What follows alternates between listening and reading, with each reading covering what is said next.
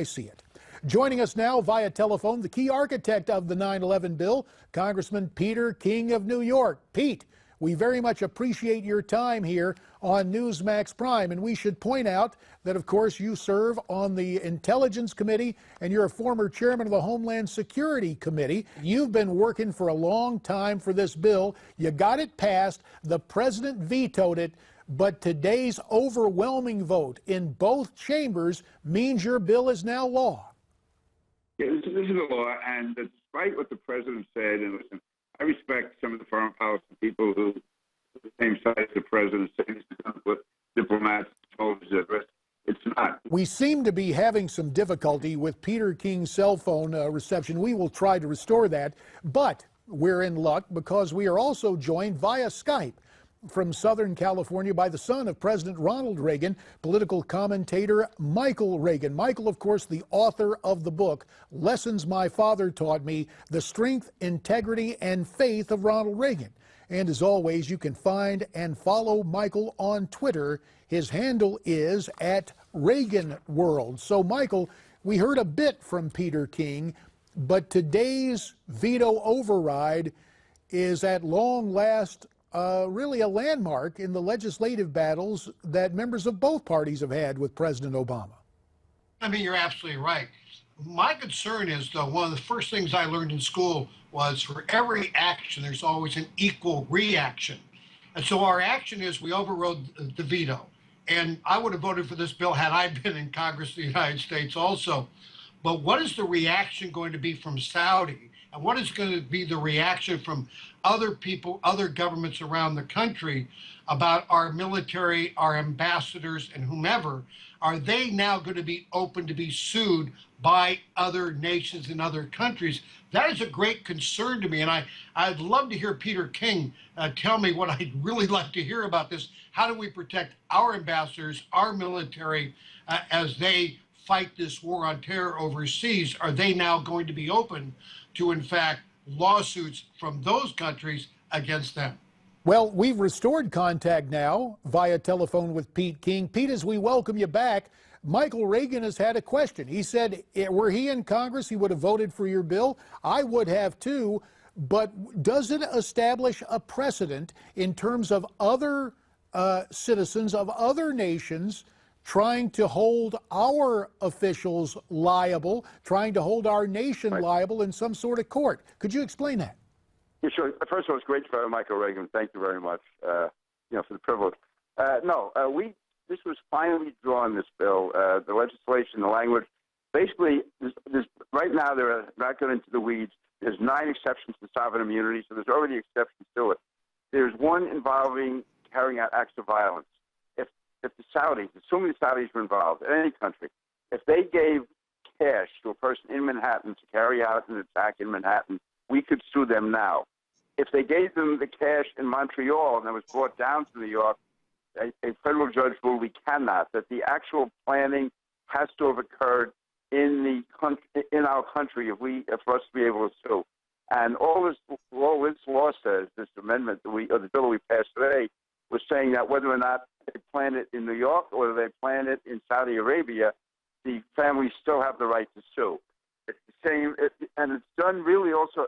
We thought this was the law all along, but when this lawsuit was brought, I guess several years ago now, a federal judge in New York threw it out, saying that you have to show that it was actually planned in the United States. It's not enough to show that it was planned in Saudi Arabia and carried out in the United States. So what this says is, whether you plan it in New York or plan it outside the country, the lawsuit can go ahead.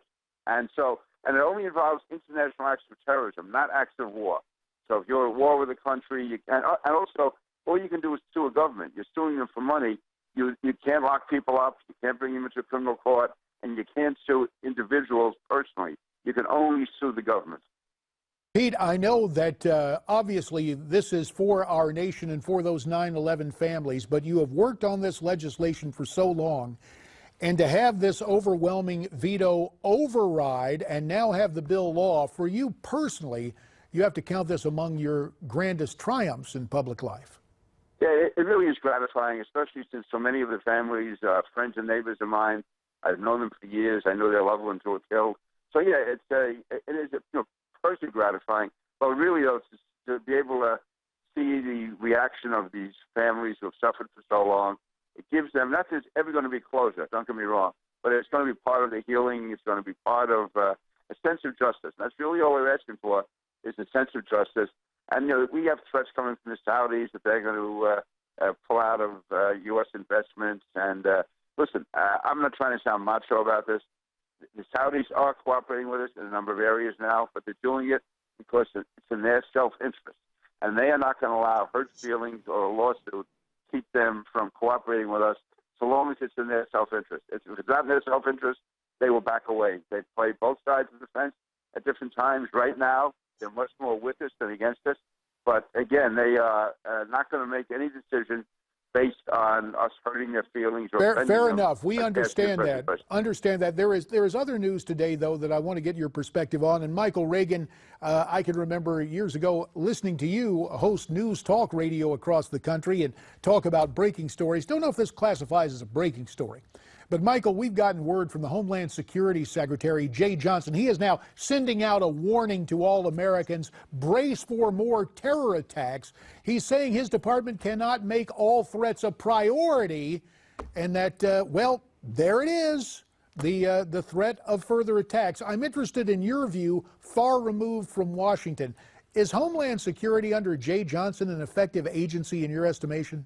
What's really interesting is they put out these documents to scare the holy living you-know-what out of us, and then the Democrats are running for the presidency of the United States, wanting to take our ammunition away from loading our guns to defend ourselves against these possible terrorist attacks. It's amazing to sit back and watch as you see it all unfold. And I'm sure Congressman Peter King understands exactly what I'm talking about with this issue, that this dichotomy of terrorist attack, we can't stop them all, but I want to defend myself, but I can't buy the bullets. Or in fact, if I want to go buy a shotgun or I want to buy bullets, I have to sign a document, give a thumbprint, wait up to 14 days in some cases. It's gotten ridiculous that this government is doing what it is doing to stop us from being able to defend ourselves against these possible terrorist attacks in the future.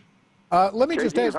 Go ahead, Pete. Sure. JD, you bet. Is that the only way we can stop these attacks is by having intelligence. And the only way you're going to get intelligence is having surveillance in the Muslim community. Because that's where the threat is coming from. That is common sense police work. It's not profiling, it's common sense.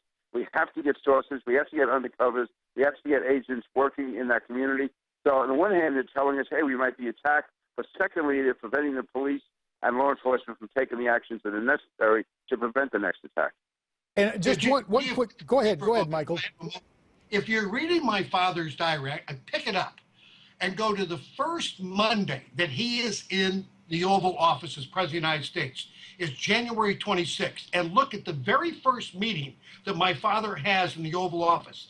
It's with the CIA. It's with Homeland Security. It's with the FBI. And what did he bring everybody into the Oval Office for on that very first Monday? To talk about terrorism, how to thwart it, how to have the intelligence on the ground to be able to defend America against attacks.